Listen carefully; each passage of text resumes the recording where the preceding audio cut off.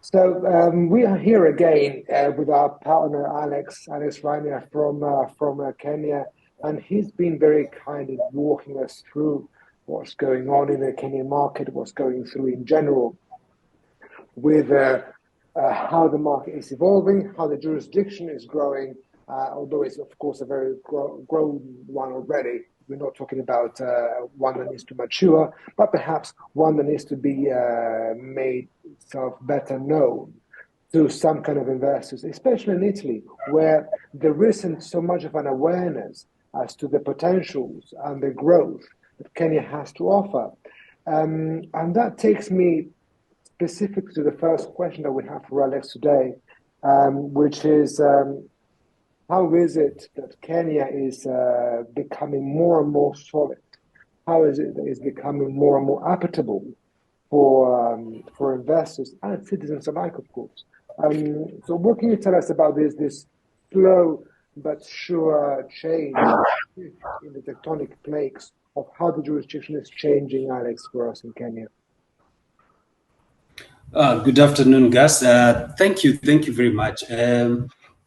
The jurisdiction is changing in terms of openness. The society is becoming more open to new ways of doing things, and there's some confidence in the jurisdiction in terms of dealing with people. The jurisdiction is getting rid of previous protectionism that was there, and also the realization that we live in a global community, and when people interact, that people-to-people relationships, investment, both for Italians investing in Kenya and also for Kenyans seeing what they can also bring to the European territories. I think that is the openness in terms of governance, in terms of the economy. That has been tremendous in the last 2 decades. Okay, well that's a very good start. And of course, you mentioned very briefly this previous protectionism that we had. Would you perhaps be able to give us in a very, very short, in a nutshell, what this protectionism was and how it used to be back in the day, just for those of us that perhaps are not so well versed in the history of the economic development of the country and how perhaps we can appreciate the change, right? All right. Now that we'll do a brief history lesson of the country. Oh, there we go. I like that.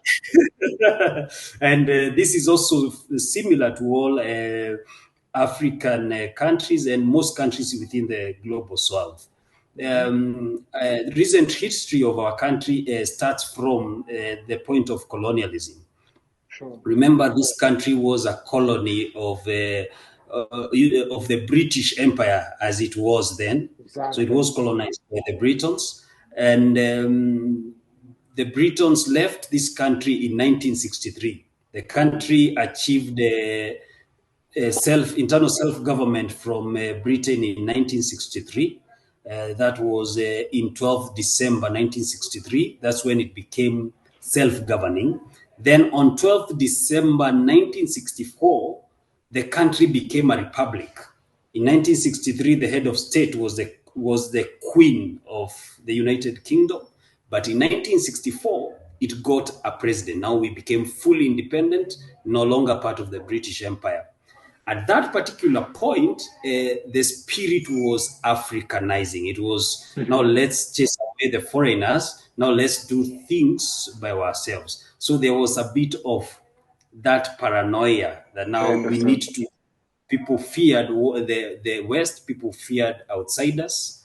And as we went on, the economy started going through a period of Africanization. People were Africanizing the economy. All sectors were being Africanized. If it is manufacturing, let's bring Africans on board.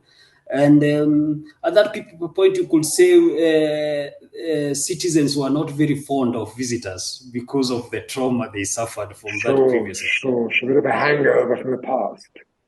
Yes. So by and by, the interaction with the past was with the West was twofold. One, it was through aid. aid, grants. Of course. Then it was also through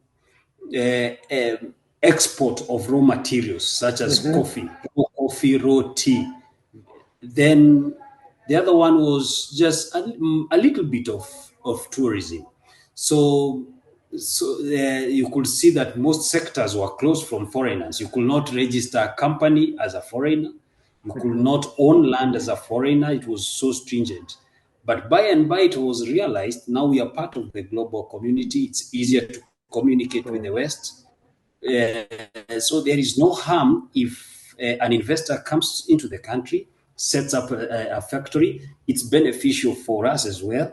There is no harm if a foreigner comes in the country, is facilitated to get land, builds a factory, does business. Now, by and by, the citizenry has realized the benefits of doing that. And that's why it's also the country has also relaxed immigration, the immigration bottlenecks for investors who are coming in. Sure. And that's how we are getting rid of protectionism, both on the political aspect and also on the economic aspect. And that makes a lot of sense, because that's basically what happened in a lot of Asian countries in the past, in which we experienced this sort of a decolonization movement, in which, of course, we were trying to gain independence, regain their cultural identity, regain their self-governance, etc. And then, of course, after having been reliant on raw materials, such as was the case in Africa and in Asia, of course, a little bit of tourism, and then buying those reworked, remanufactured